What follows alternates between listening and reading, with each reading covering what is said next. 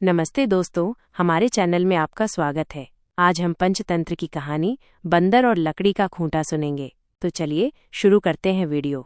एक समय शहर से कुछ ही दूरी पर एक मंदिर का निर्माण किया जा रहा था। मंदिर में लकड़ी का काम बहुत था, इसलिए लकड़ी चीरने वाले बहुत से मजदूर काम पर लगे हुए थे। यहाँ वहाँ लकड़ी के लट्ठे पड़े हुए थे और लट्ठे व शहतीर चीरने का काम चल रहा था।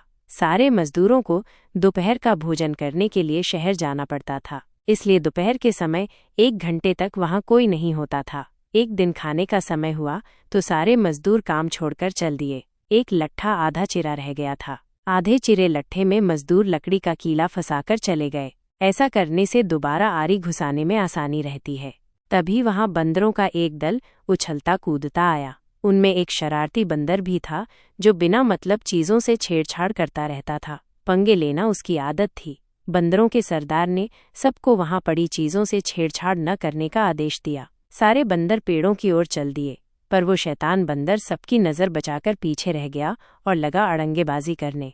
उसकी नजर अधचिरे लट्ठे पर पड़ी। बस वह उसी पर पिल पड़ा और बीच में अड़ाए गए कीले को देखने लगा। फिर उसने पास पड़ी आरी को देखा। उसे उठाकर लकड़ी पर रगड़ने लगा। उसे किर्रर किर्रर की आवाज निकलने लगी तो उसने गुस्से से आरी पटक दी। उन बंदरों की भाषा में किर्रर किर्रर का अर्थ निखट्टू था। वह दोबारा लट्ठे के बीच फंसे कीले को देखने लगा। उसके दिमाग में कौतूहल होने लगा कि इस कीले को लट्ठे के बीच में से निकाल दिया जाए तो क्या होगा। अब वो कीले को पकड़कर उसे बाहर निकालने के लिए जोर आजमाइश करने लगा। लट्ठे के बीच फंसाया गया कीला तो 2 पाटों के बीच बहुत मजबूती से जकड़ा गया होता है, क्योंकि लट्ठे के 2 पाट बहुत मजबूत स्प्रिंग वाले क्लिप की तरह उसे दबाए रहते हैं।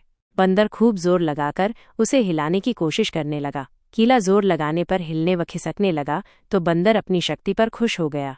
वो और जोर से खौं खौं करता कीला सरकाने लगा।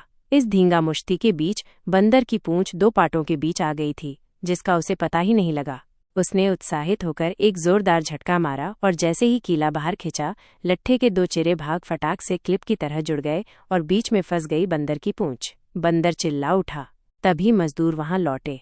उन्हें देखते ही बंदर ने भागने के लिए जोर लगाया तो उसकी पूंछ टूट गई। वह चीखता हुआ टूटी पूंछ लेकर भागा। यहाँ कहानी समाप्त होती है। इस कहानी से हमें यह शिक्षा मिलती है कि जिस काम से कोई अर्थ न सिद्ध होता हो उसे नहीं करना चाहिए। व्यर्थ का काम करने से जान भी जा सकती है।